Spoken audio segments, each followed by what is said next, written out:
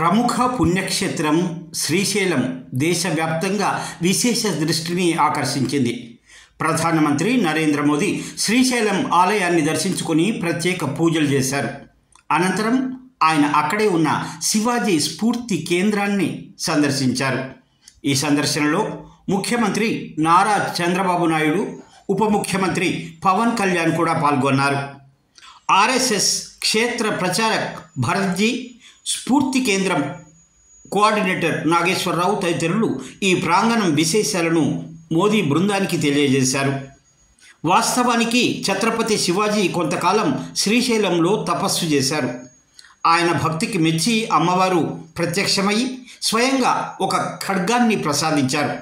ఆ ఖడ్గం సాయంతో ఆయన పరాక్రమ యాత్ర చేసి హైందవ సామ్రాజ్యాన్ని ఏర్పాటు చేశారు. ఈ స్ఫూర్తిని కలిగించేందుకు ఇక్కడ కొన్ని సంవత్సరాల క్రితం దీనిని ఏర్పాటు చేశారు. ఆర్ఎస్ఎస్ ఇచ్చిన స్ఫూర్తితో కొందరు స్వయం సేవకులు పూనుకొని ఈ కేంద్రాన్ని ఏర్పాటు చేశారు. యువతలో దేశభక్తిని పెంపొందించడమే దీని ఉద్దేశ్యం. మహావీరుడు ఛత్రపతి శివాజీ మహారాజ్ జీవితం, వీరత్వం, ధర్మ రక్షణ కోసం చేసిన త్యాగం వంటి అంశాలను ఆధునిక సాంకేతికతతో చూపిస్తూ ఏర్పాటు చేశారు.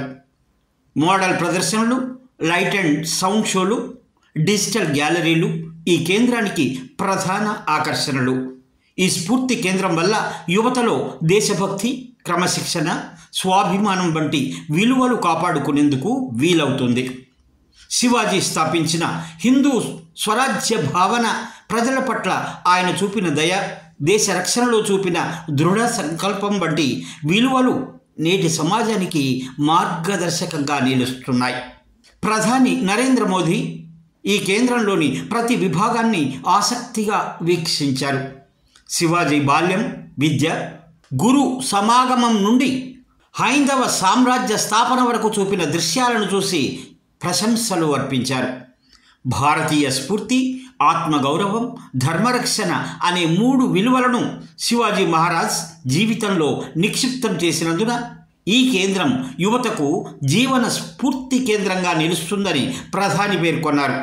ఈ సందర్శనలో ముఖ్యమంత్రి చంద్రబాబు నాయుడు, ఉప ముఖ్యమంత్రి పవన్ కళ్యాణ్ ప్రధానమంత్రికి శ్రీశైల అభివృద్ధి ప్రణాళికల వివరాలు వివరించారు.